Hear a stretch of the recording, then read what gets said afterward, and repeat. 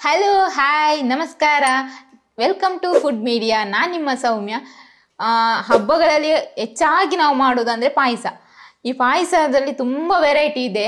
ನಮಗೆ ವೆರೈಟಿಯಾಗಿ ಮಾಡ್ಬೋದು ಅಥವಾ ತುಂಬ ಅಂದರೆ ಕೆಲವರು ತುಂಬ ಜಾಸ್ತಿ ವೆರೈಟಿಯಲ್ಲಿ ಮಾಡ್ತಾರೆ. ನಾವು ಈಗ ಸಿಂಪಲಲ್ಲಿ ಒಂದು ಮಾಡುವ.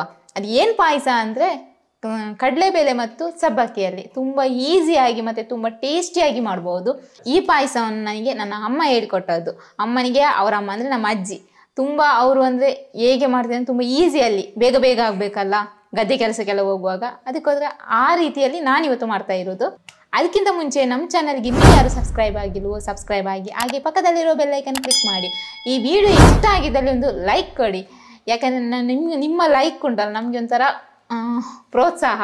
ಹಾಗೆ ನೀವು ಅದನ್ನು ನಮಗೆ ಉರಿದು ಪ್ರೋತ್ಸಾಹ ಕೊಟ್ಟರೆ ನಾವು ಮುಂದೆ ಮುಂದೆ ವಿಡಿಯೋ ಚೆನ್ನಾಗಿ ಮಾಡ್ಕೊಂಡು ಹೋಗ್ತೀವಿ.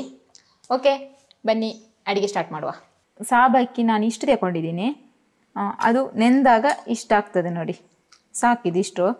ಮತ್ತು ಕಡಲೆಬೇಳೆಯನ್ನು ನಾನು ಈ ಬೌಲಲ್ಲಿ 1.5 ಬೌಲಷ್ಟು ಹಾಕ್ಕೊಂಡಿದ್ದೀವಿ.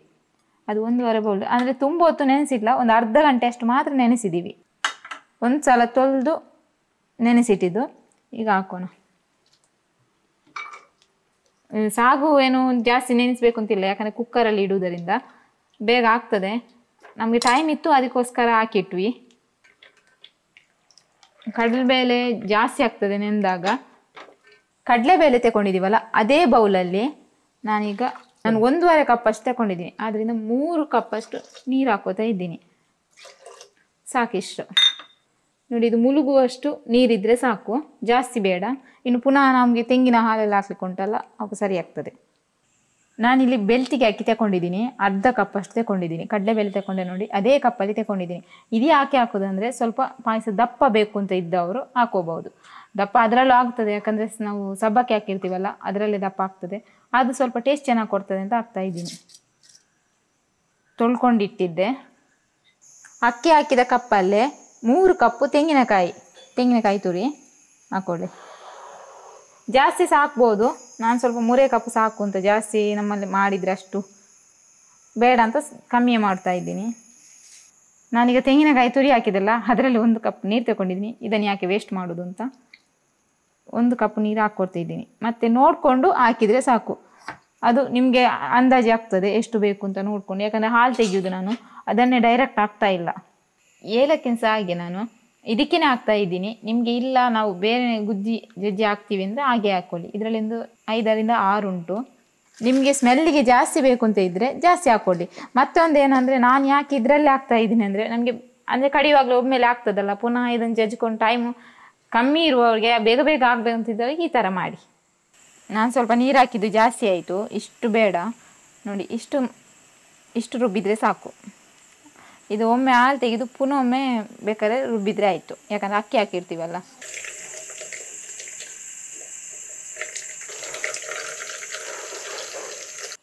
ಸ್ವಲ್ಪ ನೀರು ಹಾಕಿ ಪುನಃ ಒಮ್ಮೆ ರುಬ್ಬಿಕೊಂಡ್ರೆ ಆಯಿತು.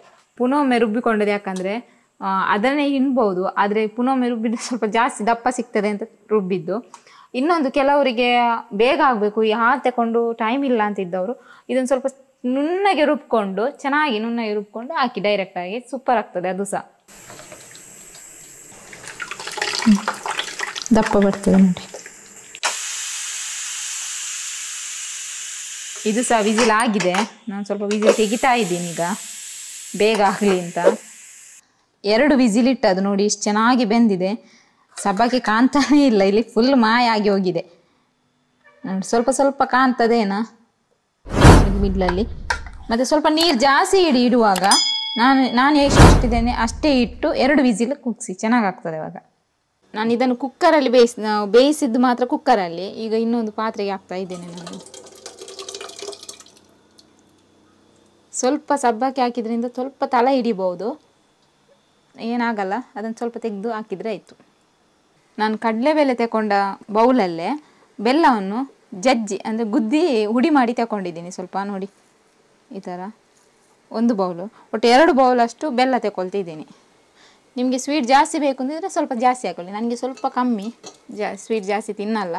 ಈಗ ಇದನ್ನು ಚೆನ್ನಾಗಿ ಒಮ್ಮೆ ಮಿಕ್ಸ್ ಮಾಡ್ಕೊಳ್ಳಿ. ಮಾತ್ರ ಕೈ ಆಡಿಸೋದು ಮಾತ್ರ ಬಿಡಬೇಡಿ, ಯಾಕಂದ್ರೆ ತಲೆ ಹಿಡಿತದೆ ಅದಕ್ಕೋಸ್ಕರ. ಮತ್ತು ಸ್ಟೀಲಲ್ಲಾದರೆ ಬೇಗನೆ ತಲೆ ಹಿಡಿತದೆ. ಬೆಲ್ಲ ಅದು ತುಂಬ ಗುದ್ದಿ ಹುಡಿ ಮಾಡಿದ್ದಲ್ಲ ನೋಡಿ, ಕರಗಿ ಆಗಿದೆ ಅದು, ಅಷ್ಟೇನಿಲ್ಲ. ಈಗ ನಾವು ತೆಂಗಿನ ಹಾಲು ತೆಗೆದಿದ್ವಲ್ಲ ಅದನ್ನು ಹಾಕೋಣ. ಇದು ತಲೆ ಹಿಡ್ದಿತ್ತಲ್ಲ, ಯಾಕೆ ಸುಮ್ಮನೆ ವೇಸ್ಟ್ ಆಗೋದು ಅಂತ ಅದಕ್ಕೇನೆ ತೆಂಗಿನ ಹಾಲು ಸ್ವಲ್ಪ ಹಾಕಿ ಈ ಥರ ಕೈಯಲ್ಲಿ ತಗೊಳ್ಳಿ ನೋಡಿ. ಆಯಿತು,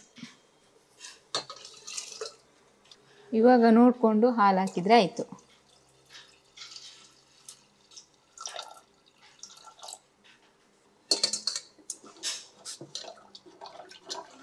ಈಗ ಕೈ ಆಡಿಸ್ತಾ ಇರಿ ನೋಡಿ.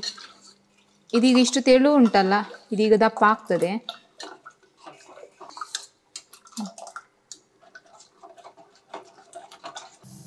ನೋಡಿ ಇದಿಷ್ಟು ಕುದಿ ಬರ್ತಾ ಉಂಟು, ಸಾಕು. ಆವಾಗದಿಂದ ಕುದಿತಾಯಿತು. ನಿಮಗೆ ತೋರಿಸೋಣ ಅಂತ ಒಮ್ಮೆ ನೋಡಿ. ಇದು ಈ ಥರ ಕುದಿ ಬರಬೇಕು ನೋಡಿ. ಆವಾಗ ತೆಳು ಇತ್ತು ನೋಡಿ, ಇಷ್ಟು ದಪ್ಪ ಆಯಿತು. ಇದು ಈಗಲೂ ತಣ್ಣಗಾದ್ಮೇಲೆ ಪುನಃ ದಪ್ಪ ಆಗ್ತದೆ, ಸಾಕು ನಮಗೆ. 1-2 ಸ್ಪೂನಷ್ಟು ತುಪ್ಪ ತಗೋತಾ ಇದ್ದೀನಿ ನಾನು. ಇದನ್ನು ಕೆಲವರು ಫಸ್ಟಿಗೆ ಗೋಡಂಬಿ ಮತ್ತು ದ್ರಾಕ್ಷಿನ ಬಿಸಿ ಮಾಡಿರ್ತಾರೆ, ನಾನು ಲಾಸ್ಟಿಗೆ ಮಾಡ್ತಾ ಇದ್ದೀನಿ. ಅಂದರೆ ನೆನಪು ಸಹ ಇರಲಿಲ್ಲ, ಈಗ ನೆನಪಾಯಿತು. ನಾನು ಗೋಡಂಬಿ ಇಷ್ಟು ತಗೊಂಡಿದ್ದೀನಿ. ನಿಮ್ಮ ಹತ್ರ ಎಷ್ಟು ಉಂಟು ಅಷ್ಟು ಹಾಕ್ಕೊಳ್ಳಿ. ಸ್ವಲ್ಪ ಇಷ್ಟು ಸಹ ಸಾಕಾಗ್ತದೆ, ಟೇಸ್ಟಿಗೆ ಹಾಕಿದರೆ ಸಾಕು. ಇತ್ತು ಅದಕ್ಕೆ ಹಾಕ್ತಾ ಇದ್ದೀನಿ. ಮತ್ತೊಂದು ಸೇಮ್ ಅಷ್ಟೇ ದ್ರಾಕ್ಷಿ ತಗೊಳ್ತಾ ಇದ್ದೀನಿ. ಇದು ಬಿಸಿಯಾಗಿದೆ.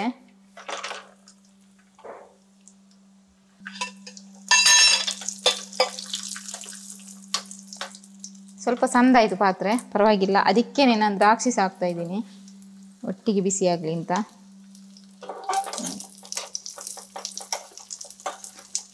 ತುಂಬ ಕೆಂಪಾಗೋದು ಬೇಡ, ಸ್ವಲ್ಪ ಆದರೆ ಸಾಕು ನಮಗೆ. ನೋಡಿ ಇಷ್ಟು ಫ್ರೈ ಆದರೆ ಸಾಕು ನಮಗೆ. Gas off ಮಾಡ್ಕೊತಿದ್ದೀನಿ.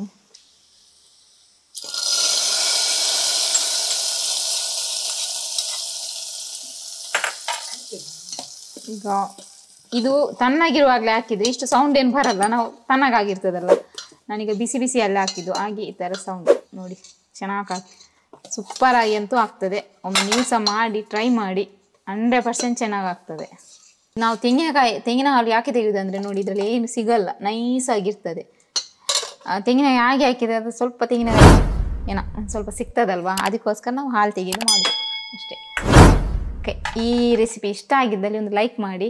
ಹಾಗೆ ನಮ್ಮ ಚಾನಲ್ಗೆ ಇನ್ನೂ ಯಾರು ಸಬ್ಸ್ಕ್ರೈಬ್ ಆಗಿಲ್ವೋ ಸಬ್ಸ್ಕ್ರೈಬ್ ಆಗಿ, ಪಕ್ಕದಲ್ಲಿರೋ ಬೆಲ್ ಐಕನ್ ಕ್ಲಿಕ್ ಮಾಡಿ ಆಲ್ ಆಪ್ಷನ್ ಸೆಲೆಕ್ಟ್ ಮಾಡ್ಕೊಳ್ಳಿ.